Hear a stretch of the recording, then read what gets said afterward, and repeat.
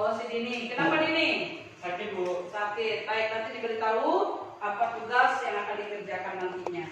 Baik, hari ini kita akan belajar dengan materi yang baru, yaitu tentang dampak kolonialisme dan imperialisme Eropa, khususnya di bidang politik. Adapun materi kita yang baru ini, itu kita memulainya di kompetensi dasar yang ketiga, yaitu menganalisis dampak politik, budaya, sosial, ekonomi, dan pendidikan pada masa penjajahan Eropa di Indonesia. Itu terjadi sampai ke abad 20 hingga bisa dirasakan sampai abad bangsa Indonesia masa ini.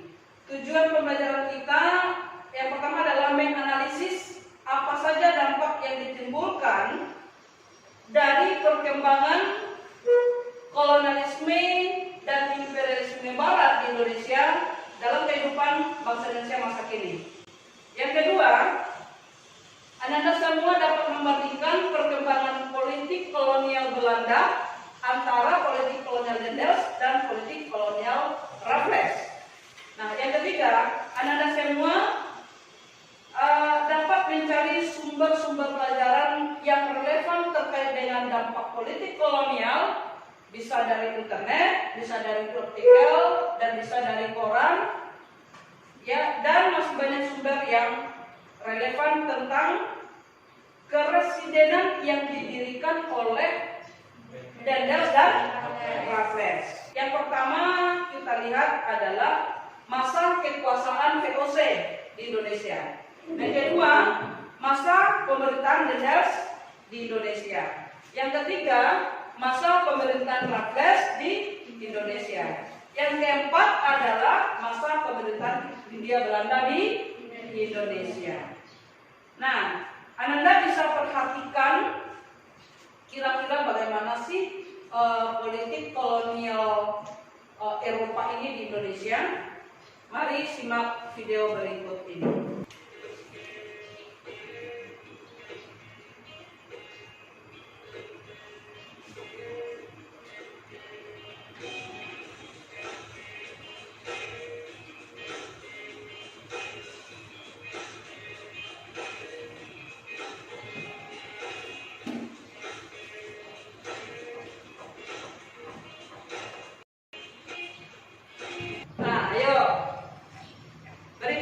Tentang tayangan video di atas, apa yang Anda tangkap serta apa manfaatnya terkait dengan materi kita hari ini? Saya Bu, Silakan. di situ saya melihat ada dua perbedaan keresidenan, di mana pemerintahan Dendels memiliki ada 8 keresidenan, sedangkan Raffles memiliki 16 keresidenan. Benar. Baik, berikan terus buat Anda. Ada lagi? Ya, Thomas. Jadi dalam masa pemerintahan Raffles di tahun 1811 sampai 1919, bahwa pribumi punya kepastian hukum dibandingkan dengan pemerintahan Dendels. Kalau Dendels tidak mempunyai kepastian hukum, jadi kita bisa tarik kesimpulan bahwa ini manfaat dari pemerintahan Dendels dan pemerintahan Raffles. Itu perbedaannya. Oh, perbedaannya. Baik, bagus teman-teman. Oleh sebab itu mari kita lihat bagaimana sih perbedaan politik kolonial Dendels itu di Indonesia antara Dendels dan Raffles. Kita lihat satu persatu. Nah, pada masa politik kolonial di Indonesia, yang pertama adalah masa kekuasaan VOC yang terjadi dari tahun 1602 sampai 1799. Berikutnya, pada masa pemerintahan Dendels. Pada masa pemerintahan Dendels itu terjadi pada tahun 1808 sampai 1811. Nah, struktur pemerintahan Eropa yang ada di Indonesia ada 3 nih. Presiden itu paling tertinggi, wilayah residen paling tertinggi. Lalu ada asisten residen di bawah dari wilayah-wilayah yang dipimpin oleh seorang presiden yang namanya Afdelin. Lalu ada pegawai yang mengontrol masyarakat atau rakyat yang di bawah dari kekuasaan presidenan. Nah, lalu bagaimana bagan atau struktur pemerintahan pribumi pada masa Eropa? Ya, wilayah yang paling tertinggi atau pejabat yang paling tertinggi adalah bupati. Lalu di bawah bupati ada wedana, bagian-bagian daerah di bawah dari bupati sampai kepada pejabat desa yang paling bawah.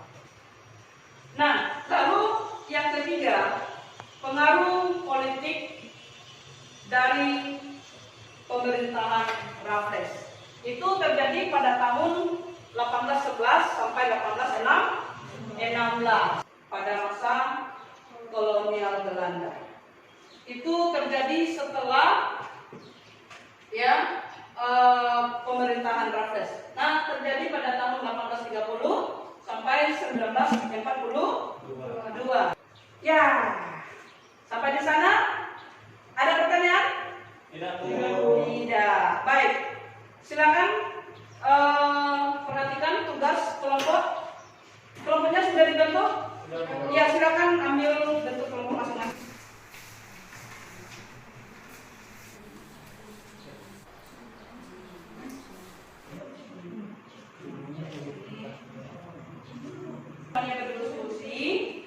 Kita minta kelompok 1 untuk menampilkan hasil diskusinya. Silakan. Bidang politik dan pemerintah. Pada masa Dendels, kedudukan pengusaha pribumi semakin merosot. Kedua, memiliki lapan keresidenan. Ketiga, menerapkan sistem tanam paksa. Dan pada masa Raffles, pribumi memiliki kepastian hukum. Kedua, memiliki 16 keresidenan. Ketiga, menghapus ikatan feodal. Jadi kesimpulan yang kami angkat adalah Dendels dan Raffles membuat kebijakan dengan bupati sebagai pegawai negeri yang digaji dan bupati juga turun-temurun. Baiklah, itulah hasil diskusi kami. Sekian dan terima kasih. Ya, baik. Ada tanggapan dari kelompok lain? Beri tanggapan kepada kelompok 1. Menurut pendapat kami, pada pemerintahan Raffles, adanya kepastian hukum itu bagi masyarakat yaitu seperti membangun sistem peradilan ke arah yang modern. Seperti itu. Oke, baik. Pemerintahan Dendels dianggap sebagai titik awal dilaksanakannya pembangunan sistem politik, terutama dalam struktur pemerintahan di Indonesia. Walaupun terjadi pembangunan sistem politik, bangsa Indonesia tetap saja sengsara karena tujuannya tetap untuk mengeksploitasi Indonesia. Coba dari soal di depan perhatikan. Sebutkan keresidenan yang dibentuk oleh Raffles di Indonesia. Siapa yang bisa? Ya, silakan. Menurut Peraturan Komisaris Jenderal Nomor 3 Tanggal 9 Januari 1819 yang dimuat dalam Statut Nomor 16 Tahun 1819, dibentuklah 16 keresidenan di Pulau Jawa, yaitu Banten, Jakarta, Bogor, Priangan, Karawang, Cirebon, Tegal, Pekalongan, Semarang, Keduh, Yogyakarta, Surakarta, Jepara, Juwana, Surabaya, dan Pasuruan. Oke, baik. Terima kasih buat jawabannya. Ya, semuanya benar. Kesimpulan yang bisa kita ambil dari pembelajaran kita yang pertama adalah bupati itu menjadi alat kekuasaan pemerintahan kolonial. Berikut, Pulau Jawa dijadikan sebagai tempat pusat pemerintahan dan membagi wilayah perspektif.